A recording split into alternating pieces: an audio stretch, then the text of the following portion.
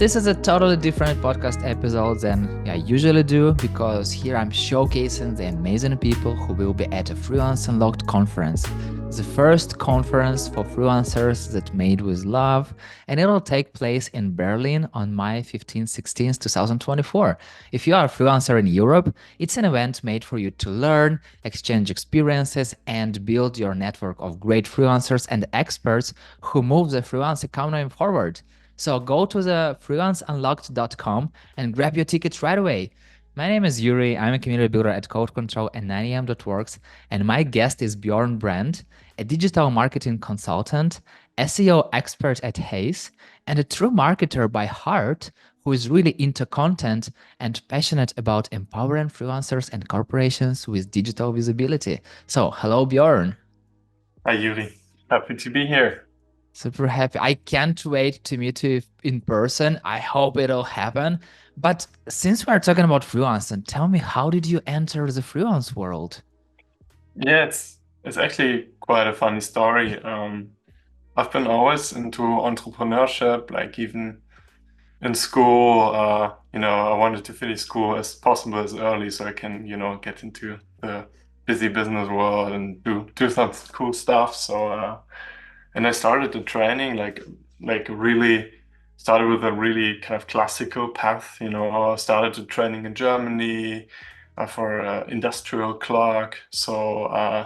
Then worked in the international marketing department of the company.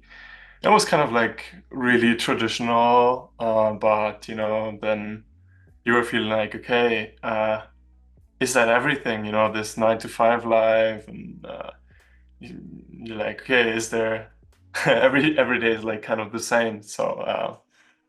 And then basically they kind of stumped the apartment I was working in, so I was cut down. And yeah, my contract ended, and I was like, okay, I don't know what I'm gonna do. Let's see. And then one day, I saw like an ad on Hmm. Google, which says like 450 € job, remote, digital marketer, which was yeah, a job posting for the IT Freelancer magazine. Mhm. And yeah, I was like, "Yeah, okay, cool. Freelancing sounds cool. Like at this time, I didn't even know about this whole word.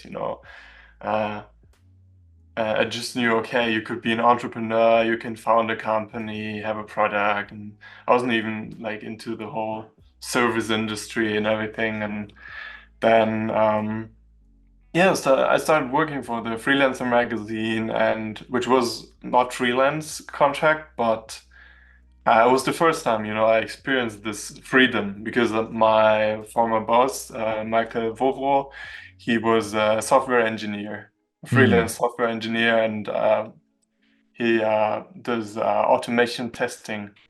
So, um, yeah, basically, he kind of introduced me to this world, and he gave me so much freedom doing the format. Uh, And the IT Freelancer magazine, it was all about freelance, all about freelancers. I was doing interviews with freelancers. I was, getting to know the whole industry behind it. And at the same time, I was kind of working like a freelancer and, Yeah.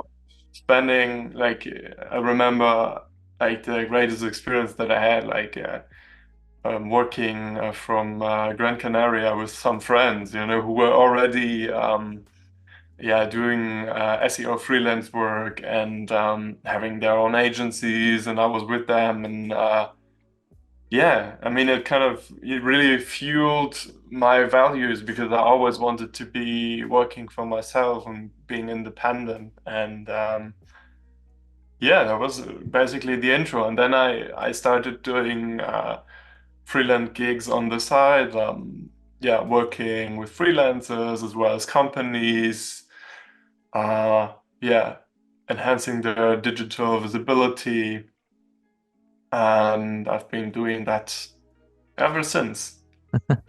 It's, yeah, freelancing sounds very contagious. So once you in there, it's hard to go back. But it's interesting. I'm talking to like many freelancers at 9am at Code Control, and There are very different opinions. There are freelancers who always have a project, who always, do all this good stuff amazingly. The money keeps going to them. And there are these freelancers who cannot find projects. And Mm, they're sometimes sharing with me like, hey, I don't know what to do if I'm not finding projects in like nearest months. It's most likely I have to go to back to full-time job and all the stuff. So I wonder what is your take on the freelance economy and how it will develop in the near future? that's an interesting question. I'm probably not the super expert on the freelance economy in terms of numbers and everything. You might want to talk to John Younger about this. But yeah, I think in general, I mean, talking about the economy and how it will develop, I think the value system changes Hmm. a little bit more. There's a shift, and people are starting to notice, okay, having the standard 9 to 5 job is not necessarily more secure than actually doing your own projects, especially if you have a super useful skill. Yeah. And if you are in a market that, where there's a lot of need for your services and not extreme competition. There's also like, as you mentioned, there are some freelancers who have real problems with getting projects and some, that like don't have any problems at all. That's also a little bit has to do with skills and, the Yeah. demand. But yeah, I think in general, also employees, it's gonna be like there's a shift from this, okay, you're loyal to one company, you work for it your whole life, to, okay, basically you have a contract based on performance because that's ultimately the additional value that you have to companies, help them help them make more money in the end or help them change the world. Yeah. Um, yeah, and also I think the ecosystem is getting way better for freelancers. There's we have like just the voice in politics is like getting a little bit stronger right now. Um, Companies notice, okay, freelancers are also a profitable target group themselves. So there's services and tools building around this industry that also, helps you as a freelancer uh, for a better performance. You don't have to do all these admin tasks anymore that kind of take time from your core work. Yeah, and I think short term, I mean, at the moment there might be some budget cuts in some companies. There's some economical, yeah, they're not 100% sure, Um, but I think long term, there will be a better adaptation of freelance as a contract type in general. Also, in Germany, there's kind of, if you compare Europe to the US, there's still a huge gap. But yeah, Yeah. I mean, it will get better for sure. And yeah, also, you have to mention AI. You can't do a call anymore without talking about AI. And this, yeah, and this will also fuel I think the drive additional demand because normally, companies are really slowly to adapt for this Yeah. kind of technologies and also employees, they're not as quick to learn those skills than a freelancer will. And so that's also a big opportunity right there. Yeah, talking about AI, I feel like it's we are changing horses for cars. And if you're still riding horses, yeah, definitely you can do it like for fun, but you won't be that fast otherwise. And talking a little bit about freelancers who can't land projects. So I sometimes talk to people and they're like, "Oh, I can't land projects. I can do this and that." I'm like, "Okay, show me your Mm, profile. Show me your LinkedIn." And then they're sharing their LinkedIn. Like there is no photo or like I don't know 5 years old photo. There is no description, no comments, no nothing. And like LinkedIn currently is like one of the most things places to find projects or to be found.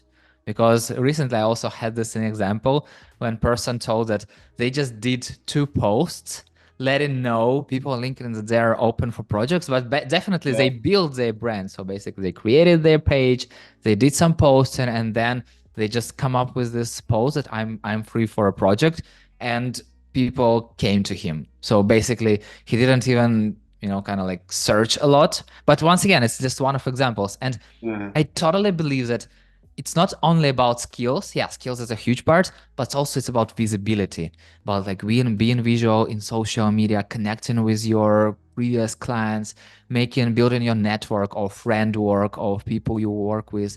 So I know that you are talking a lot about this, and give me just a sneak peek into what you'll be talking about on Freelance Unlocked stage.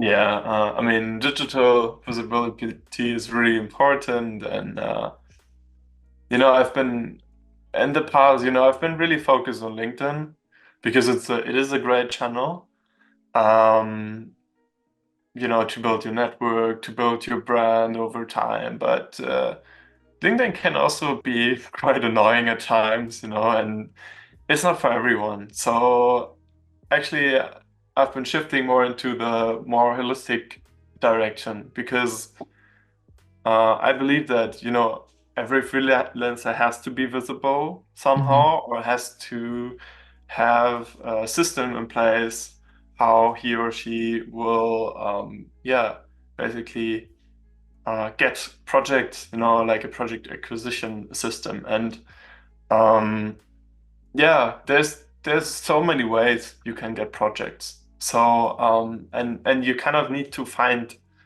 the one channel that suits you best. Everybody's talking about LinkedIn these days, or some people might be even talking about TikTok and stuff. But Yeah. um, yeah, you have to find your channel and what you feel comfortable with. Uh, and yeah, that's one big thing I will be talking about. How to find your best channel. Well, what are the pros and cons of the channels? What are good practices? And yeah, finding something and sticking something for a longer period of time because in the end you have to see it in a like sustainable way. You Yeah. have to commit to something to really, really, you know, yeah, see the progress. Yeah, I feel like it's really hard to choose a channel. And sometimes I see some people are focusing on one. For example, they're focusing just on YouTube Yeah. or just on LinkedIn or just on TikTok, which kind of like logical. Yeah, if you want to get some results, you better focus on one thing. But then I see other people are connecting different resources in one network, and they're not doing so. Yeah, no, they're still doing a lot of job, but in different directions. And Mm, I feel like it's also different approaches. But once again, when people hear like you have to build your brands, they usually, oh my God, I don't know what to do. I mm, have no knowledge. I'm not a brand agency. Oh, what other people will think about me. Oh, it's so hard. So what does it mean, or from your experience, what does it mean to build a brand for a freelancer? I mean, the funny thing is that big companies, when they're building brands, they're basically trying to create a person. Mm, And the big advantage that you have as a freelancer is that you are already a person. So you can already build a brand, a personal brand around yourself. You have all those soft parts that people are looking in for brands. So yeah, it's about combining your values, combining your personality, and your skills, your unique skills, um, to paint a picture for people to get to know you on a professional basis and on a personal basis as well. Because I mean, we have the privilege as freelancers. We have the privilege mostly to choose our clients, choose the people that we want to work with, and also from the other side, you know. Yeah, and I think that's what it's basically about, and building relationships, you know, to people, on yeah, working on cool projects in the end.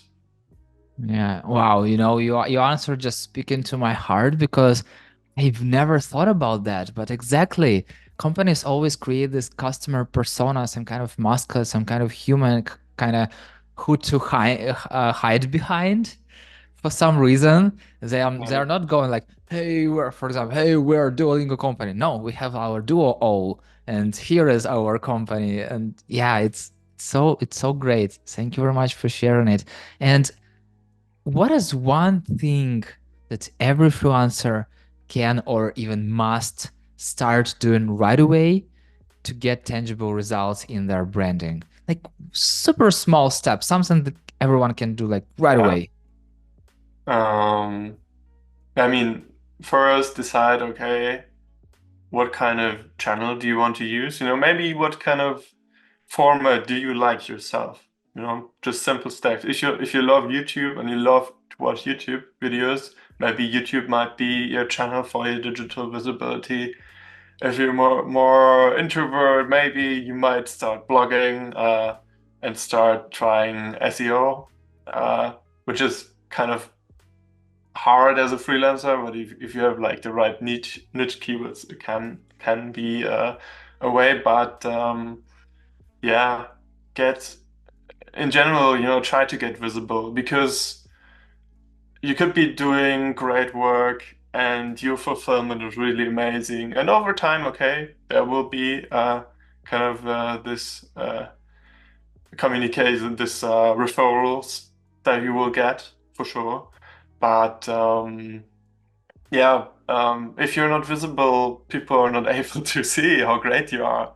And so, in short, I would say get visible and help people while doing it. So, create a real additional value for people, help people like other freelancers that in maybe in the same shoes, or like are one step, yeah, um, behind you. Mm-hmm. So because they will profit from your guidance, they will profit from your content. Um, yeah, so get visible. However, like if it's going to trade fairs on or events like Freelance Unlocked or being on LinkedIn or YouTube, yeah.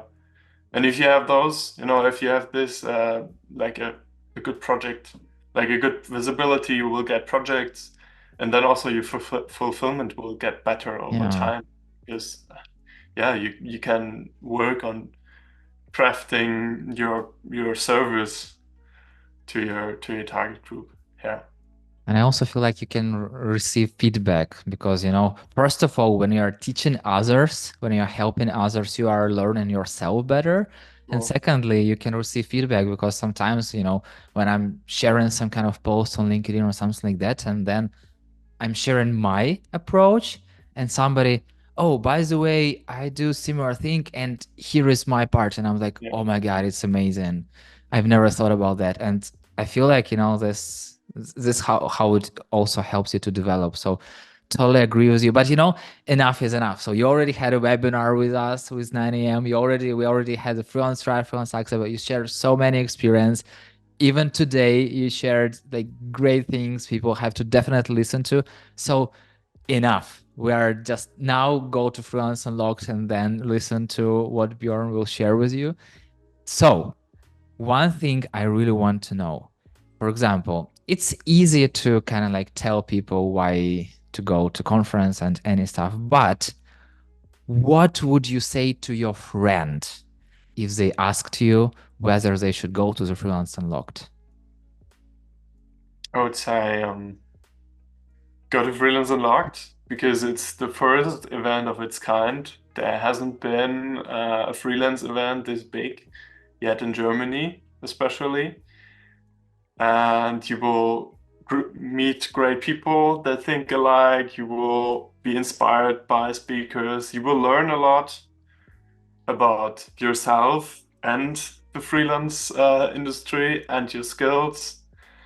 Um, yeah, that would be it, I guess, And you will support me, of course.